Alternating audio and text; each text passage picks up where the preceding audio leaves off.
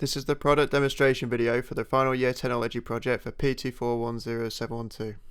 This demonstration video will cover the following: a general description of the instrument, an introduction to the components of the instrument, an in-depth look to each component of the instrument, explaining and demonstrating how each component works, and finally a full demonstration of the instrument as a whole. To begin with, this video is the demonstration video for the Mozzie BC5445. An instrument designed and built to allow for an evaluation of the research conducted into the necessary considerations required when designing a digital musical instrument and its physical interface. The Mozzie BC5445 is comprised of two main components, the main body of the instrument and the handheld device. The main body of the instrument is built inside of a 1954 General Electric Company BC5445 radio and is called the tuner. It was given this name as it was designed and built in order to make the performer look like they are tuning the radio. Next, the handheld device is built inside of a slot car controller and is called the aerial. It was given this name as it was intended to sound similar to an out-of-tune radio and was designed to look like the performer is moving an aerial around to get a better signal. Now that the components of the instrument have been introduced, let's look at the Mozzie BC5445 in more detail. Firstly, we'll look at the main body of the instrument, or the tuner, in more detail using the user manual that was written to aid the explanation. The tuner has sensors on the front and back panels that are used to control the synthesis parameters that the Mozzie sound library offers. The front panel of the instrument is used only to control 5 parameters of the tuner and comprises 5 light-dependent resistors, or LDRs, and 35 light-emitting diodes, or LEDs. The LDRs from left to right are used to control the modulation ratio, modulation width, sine frequency, triangle frequency, and envelope frequency respectively. This represents elements 11 through 15. Additionally, the values of the LDRs are then mapped to a set of values and the LEDs light up in response to these values, with elements 4 through 8 responding to elements 11 through 15 respectively. The blue LEDs light up when half of the LED column has been lit up. The back panel of the instrument comprises 3 potentiometers, or pots, 11 LEDs and 2 switches. The 2 leftmost potentiometers control the volume of each component of the instrument, with element 6 controlling the volume of the tuner and element 8 controlling the volume of the aerial. The potentiometer on the right, element 10, controls a parameter of the tuner, controlling the carrier frequency. Next to each potentiometer are 3 LEDs, which light up in response to the value of the potentiometer, providing the user with visual feedback. Elements 2 and 4 are on/off LEDs for the tuner and aerial respectively. The switches that can be seen are used when recording the instrument and will be discussed in a subsequent section. This is a short demonstration of the tuner.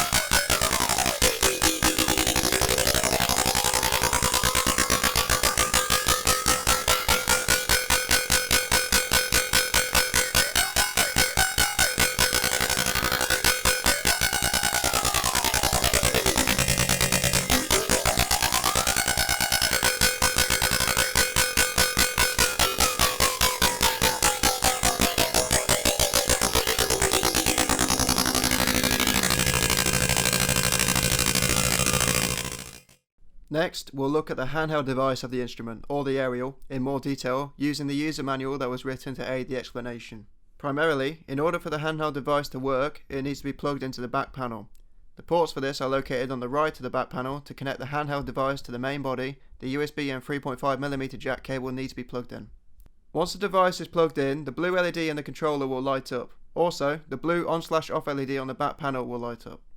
The aerial uses a 6-axis gyroscope accelerometer to control the synthesis parameters of the Mozzie sound library, with the X, Y and Z axis, or the roll, pitch and yaw, each controlling their own sine frequency to generate the sound. The 3 axes values are then read and used to control 4 LEDs, with the X, Y and Z axis controlling a green, yellow and red LED respectively. The 3 axes values are summed and used to control a white LED. The 3 accelerometer axes also have these 4 LEDs.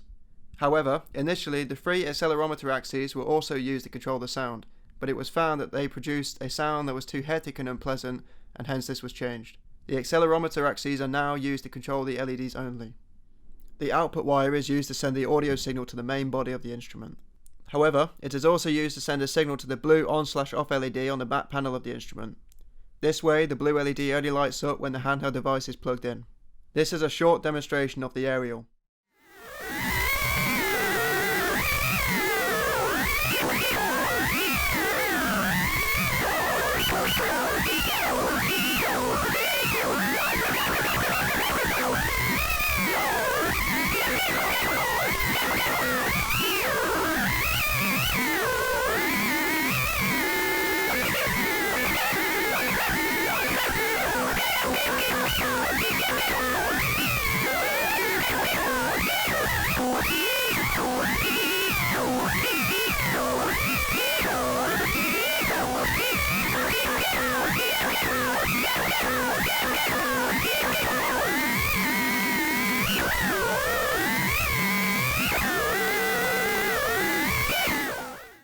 Finally, the instrument can either be recorded with a microphone or recorded by plugging a mono TS jack cable into the designated recording jack on the left of the back panel. The user can then decide which component of the instrument is being recorded by using the switches on the back panel, with the leftmost switch controlling the tuner and the rightmost switch controlling the aerial. The switches must be in the on position for the component to be recorded. Now that the components of the instrument have been demonstrated and explained, the instrument as a whole will now be demonstrated. The instrument can be played both in the light and the dark, with each warranting a different sound. A torch is used in the dark to vary the values of the LDRs on the front panel.